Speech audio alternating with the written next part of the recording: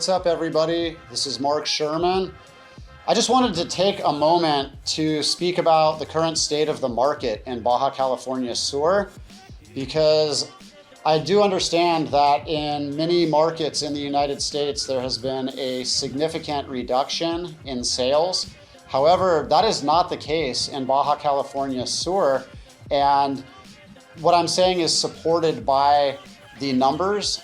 If you take a look at the volume of listings each week throughout the MLS as a whole that have been switching from the status of active to the status of pending, that signifies that that property went under contract, and we are calculating these values based off the listed price because the actual price of the accepted offer is not public information until it closes.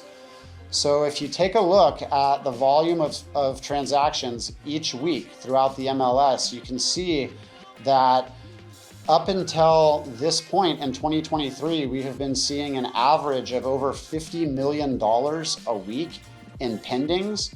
Now, this is slightly below where we were last time at this year, but this is by no means a slow market or any type of a recession.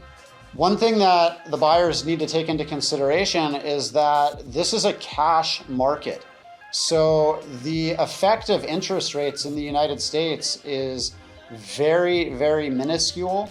There are a very small percentage of buyers in this market who have taken the cash out of a property in the United States. However, the majority, more than 95% of the buyers in this market are not depending upon interest rates for the finances to complete these transactions.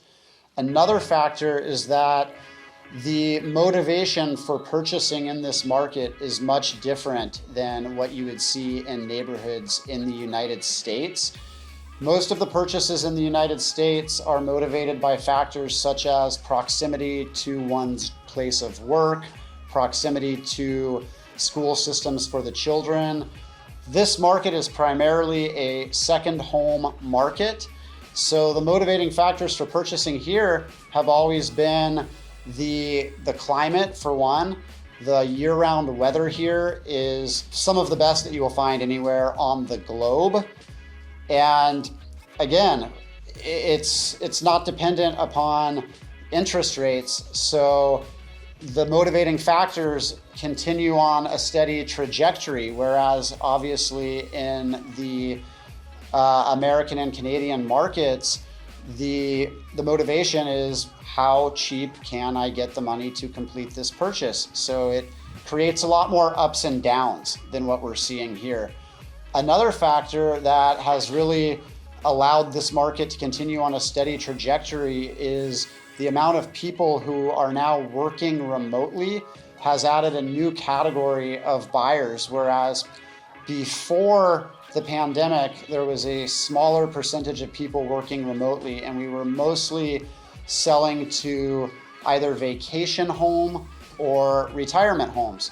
And now we have seen an entirely new category of buyers open up, which are people who are continuing to work full time. However, they're now able to do that from this location.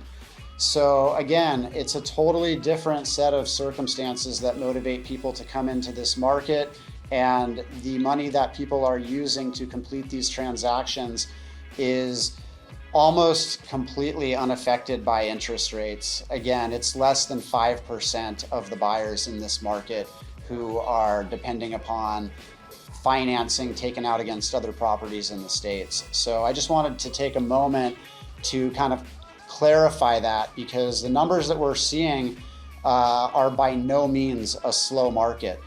Actually, the past 2 weeks, we have seen numbers that were pretty close to what we saw during the same weeks in 2022.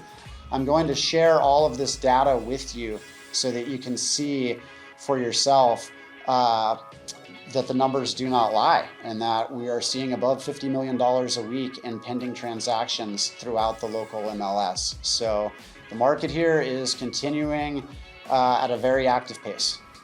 If you guys would like any additional information on the different areas of Pescadero that I've touched on today, or the market in general and the current market activity that we are experiencing, check me out on YouTube. There's a lot of good content there. My website is markaustensherman.com. You can find a lot of this information there as well. Also, social media is always great, Instagram and Facebook.